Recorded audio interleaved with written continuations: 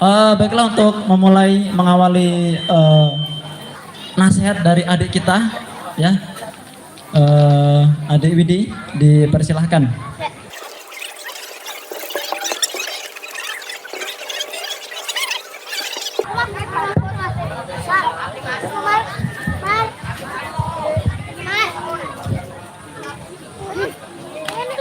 Assalamualaikum warahmatullahi wabarakatuh.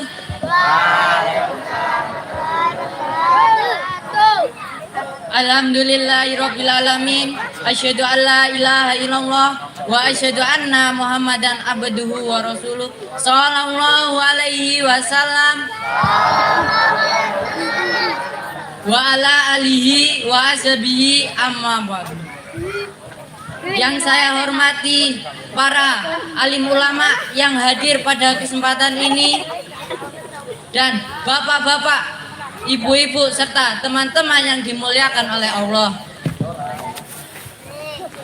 Pertama-tama, marilah kita panjatkan puji syukur kehadiran Allah Subhanahu wa Ta'ala, yang mana Allah telah melimpahkan semua nikmatnya kepada kita, sehingga kita bisa berkumpul di acara pengajian tahun baru yang barokah ini. Dan yang kedua kalinya, salawat beriringkan salam, marilah kita sanjungkan kepada Nabi kita, yaitu Nabi Muhammad Sallallahu Alaihi Wasallam,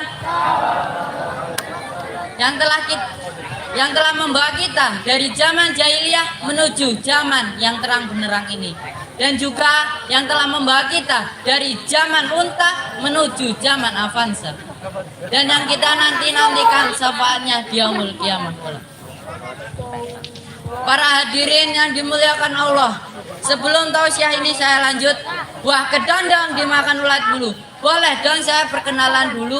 Karena kenapa saya harus perkenalan? Karena ada pepatah yang bilang, tak kenal maka tak sayang maka tak cinta. Nah, biar saling sayang dan saling cinta, perkenalkan, nama saya Widi Nasrullah. Saya dari kelompok 5. Alhamdulillah, nama saya dari kecil hingga sekarang belum berubah. Mungkin teman-teman semua bertanya-tanya, apa ada nama yang berubah? Jawabnya ada. Saya berikan salah satu contoh.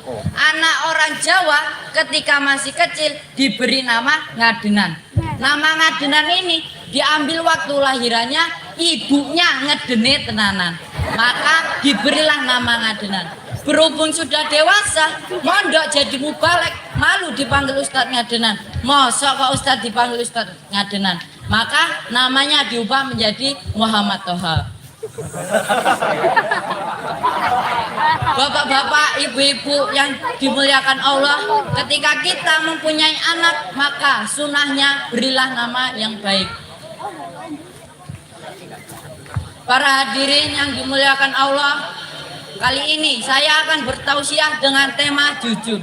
Rasulullah Shallallahu Alaihi Wasallam memiliki sifat sidik, sehingga dijuluki manusia paling jujur, dan mengingatkan kepada umat-umatnya agar selalu bersyukur. Semoga kita menjadi umatnya yang mendapatkan syafaatnya dan pertolongan yang tak terukur. Amin amin ya robbal alamin. Para hadirin yang dimuliakan Allah, Allah berfirman dalam surat At-Taubah, ya ayyuhalladzina amanu taqullaha wa kunu ma'as-shodiqin, yang artinya, wahai orang-orang yang beriman, bertakwalah kalian kepada Allah dan bersamalah orang-orang yang jujur. Jujur adalah berkata yang sebenarnya, melakukan dengan apa yang harus dilakukan dengan penuh tanggung jawab. Itulah yang dimaksud jujur. Sekarang izinkan saya bertanya kepada seluruhnya. Teman-teman, ketika kalian di rumah, kalian jujur apa jujur? Saya doakan semoga yang hadir pada kesempatan ini mempunyai sifat kejujuran. Para hadirin yang dimuliakan Allah, perlu kita ketahui bersama bahwa lebih baik hidup ketidaknyamanan tapi dihiasi dengan kejujuran, daripada hidup penuh kedamaian tapi dihiasi dengan kebohongan. Ingat saudaraku, Nabi bersabda, alaikum bisidqa fa inna sidqa yahdi ilal birri fa inna birri yahdi ilal jannah. Yang artinya hendaknya kalian selaku jujur, sebab kejujuran akan menjadikan kebaikan dan kebaikan akan mengantarkan kita ke surga. Kenapa saya berkata demikian? Karena masih banyak orang yang diberi amanah tapi dia tidak amanah. Ketika dia berkata mesti dia berbohong. Mengakui cinta ia berdusta. Mengakui cinta tidak ada realita. Mengakui cinta hanya janji belaka. Nah, itu semua orang-orang yang harus dijauhi. Sebab dia uka-uka seperti serigala berbulu domba. Manisnya hanya di muka tapi menusuk hati kita. Apakah ada orang seperti itu di sini? Maka jujurlah kepada dirimu, jujurlah kepada temanmu, dan jujurlah kepada kehidupanmu. Jangan ada dusta di antara kita.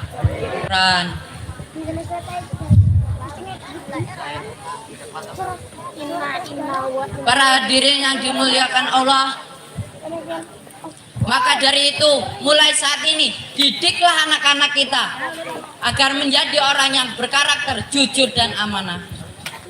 Ketika nanti dia menjadi seorang pemimpin, maka wilayah yang akan dipimpin menjadi makmur. Tapi sebaliknya, kalau dia tidak jujur, maka wilayah yang akan dipimpin menjadi hancur. Saya berikan salah satu contoh. Negara kita ataupun desa kita dipimpin oleh orang yang jujur dan amanah, maka negara kita ataupun desa kita menjadi makmur dan masyarakat pun ikut bangga dan bersyukur. Tapi sebaliknya, kalau negara kita ataupun desa kita dipimpin oleh orang yang tidak jujur dan amanah, maka negara kita ataupun desa kita menjadi hancur. Pak, Bu, para hadirin yang dimuliakan Allah, inginkah negara kita makmur? Inginkah desa kita makmur?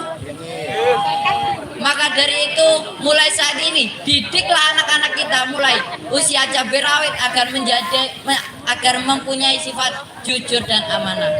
Kesimpulan, membeli bubur ke pasar Surya, membeli gorengan di jalan raya, hidup jujur akan mulia, hidup tidak jujur akan sengsara. Tukang sumur masuk ke sumur, tukang kubur masuk terkujur. Hidup jujur akan makmur, hidup tidak jujur akan hancur. Sekian penyampaian dari saya. Bila ada kata-kata yang salah, jangan dimasukkan ke dalam hati. Alhamdulillah, jazakumullahu khairan. Wassalamualaikum warahmatullahi wabarakatuh.